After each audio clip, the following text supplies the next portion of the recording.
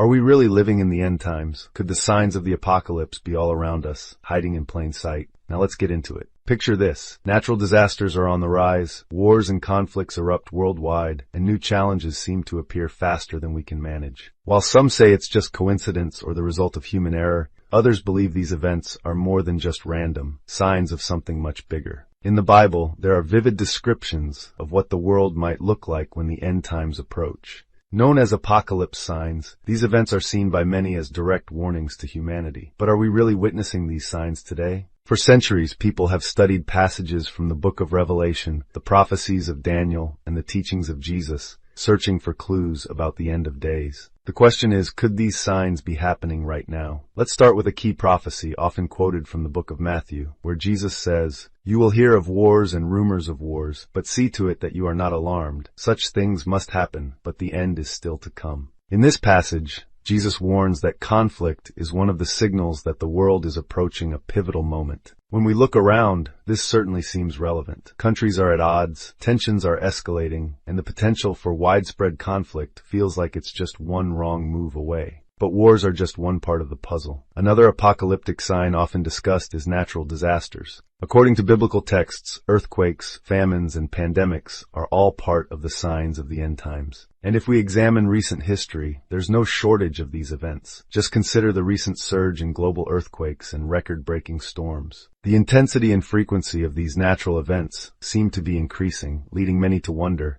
is this part of the plan? Could these disasters be more than just random occurrences? Even scientists have started to notice these patterns, though they might not label them as signs. Climate experts are documenting record temperatures, massive wildfires, and rising sea levels, all pointing to unprecedented changes in our planet. But what if these environmental warnings were actually predicted thousands of years ago? Another layer to this mystery involves the moral state of society. Some interpretations suggest that societal decay is a key marker of the end times. The Apostle Paul wrote in his letters that in the last days, people would become lovers of themselves, lovers of money, boastful, proud, abusive, disobedient to their parents, ungrateful, unholy. Looking around at today's culture, obsessed with fame, wealth, and instant gratification, it's hard not to see a connection. Are these behaviors part of the warning signs? And it doesn't end there. Beyond natural and societal changes, there are signs in the heavens, cosmic events that are often linked with biblical prophecy. The Bible mentions the moon turning to blood and the sun being darkened. While these may sound like fantasy, blood moons and solar eclipses have occurred with increasing frequency. Some even coincide with significant world events, leading to questions about whether these are coincidences or purposeful signs. As we dive deeper, the patterns become harder to ignore. There's an undeniable sense that something is shifting, that the fabric of the world is starting to reveal a hidden design. Are these just patterns that people are reading into, or could these signs actually be guiding us toward a divine truth? And if so, what does this mean for us? If you feel inspired to uncover more truths like this, make sure to subscribe and hit the notification bell. Leave a comment with your thoughts on these hidden teachings. Do they change the way you view faith? Let's dig deeper into these mysterious signs. We've seen wars, natural disasters, and moral decay. But there are even more subtle clues that might reveal where we are on the apocalyptic timeline. One area often overlooked is the rise of false prophets. The Bible warns of individuals who will mislead many, claiming to have divine authority or insight. In Matthew 24, Jesus says, "For many will come in my name, saying, 'I am the Christ,' and will deceive many." Have we not seen an increase in self-proclaimed prophets, spiritual leaders, and even public figures who manipulate people's beliefs? This surge of figures who twist spiritual teachings for personal gain might just be another sign. And it doesn't stop there. In recent years, global unity and efforts for a one-world government have gained momentum, causing some to wonder if this aligns with prophecies of a new world order. In the book of Revelation, it's said that there will be a time when all nations are under one rule, and everyone will be forced to follow one authority. Could these movements toward global governance be steps toward this prophetic future? While unity might seem positive, some believe it could pave the way for control. Let's also consider economic instability. Financial systems are more interconnected than ever, making the world highly vulnerable to global crises. Revelation mentions a time when people will not be able to buy or sell unless they have a certain mark. In a world moving toward cashless transactions and digital currencies, are we approaching a time where financial control could be centralized? With economic systems under surveillance and the rise of biometrics, it's easy to see why some believe this is another sign. Then there's technology.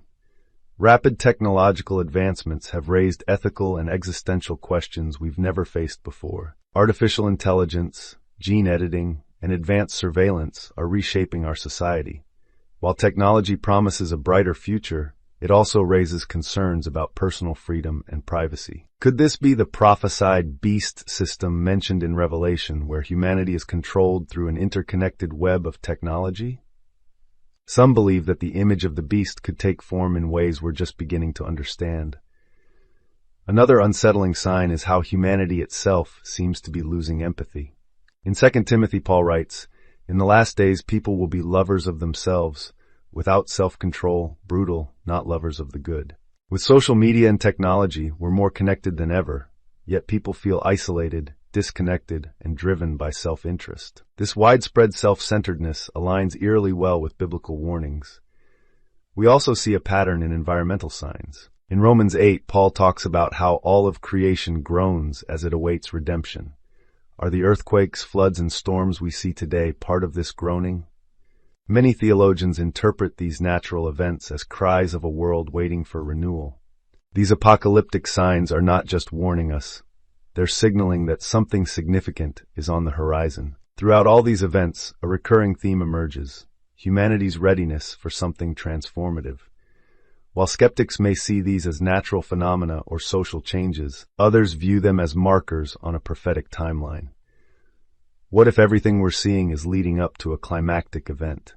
Could it be that these signs are not only warnings but also invitations, as if the universe itself is urging us to prepare, to become aware of our path and the consequences of our choices?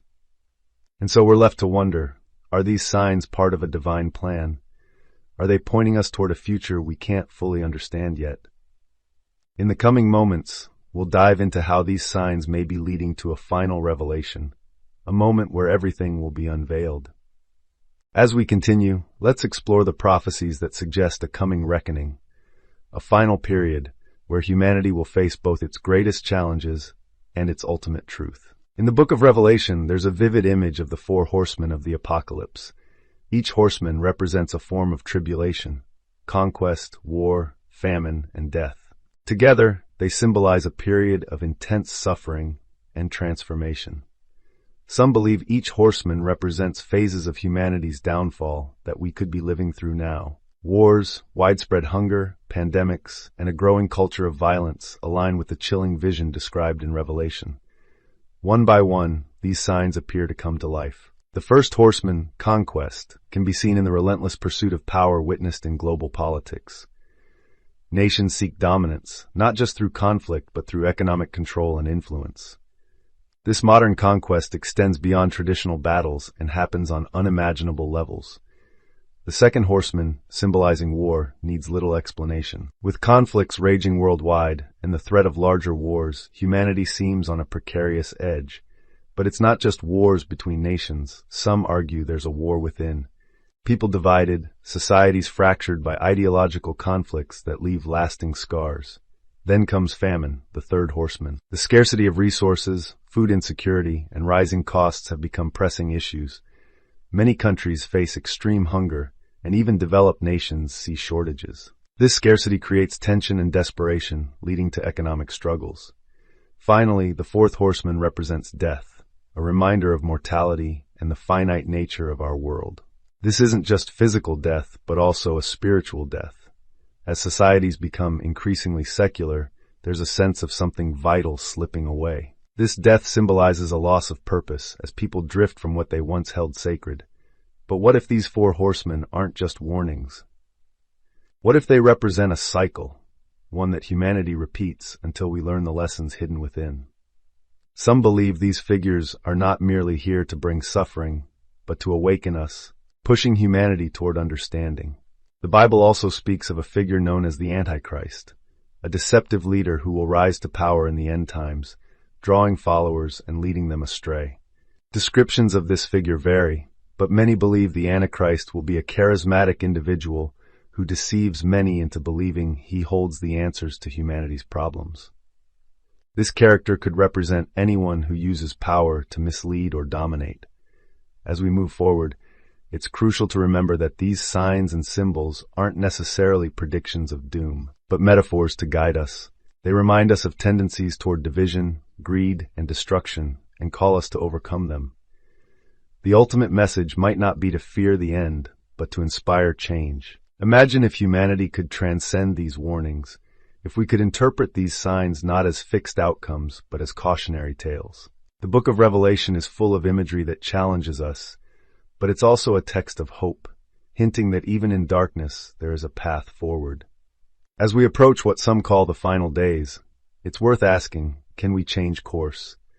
Are these warnings here to help us, to allow us the chance to reflect and take a different path? Or are we too far down this road to alter our fate? The choices we make today may shape what comes next. And as we explore the final revelations, we'll delve into the ultimate question: what can we do now to prepare, to understand, and to awaken to a truth that may have been hidden all along? As we reach the end of this journey, one question remains. If these signs are pointing to something, what can we do about it? Is it possible to prepare, to awaken, to take action before it's too late? The Bible doesn't just offer warnings, it also provides a pathway, a chance for redemption and transformation. The book of Revelation, though filled with images of destruction and judgment, also speaks of hope. It tells of a new heaven and a new earth, a promise of renewal that follows the trials of the apocalypse. This is a powerful reminder that the end is not necessarily a conclusion, but a transition, a doorway into a new beginning. Many theologians interpret this promise as a call to transformation. If we can learn from the warnings, if we can change our ways, we may not have to face the same fate described in the apocalyptic visions. Instead, we might witness a spiritual rebirth, both as individuals and as a collective. So what steps can we take? Perhaps the first is awareness, recognizing the patterns and signs around us, understanding their deeper meaning, and acknowledging that they could be guiding us. Awareness is the first step to change. It awakens us to the reality of our path and allows us the opportunity to choose a different direction. The second step might be unity. So much of the suffering described in the apocalyptic texts comes from division, wars, greed, and pride that separate people.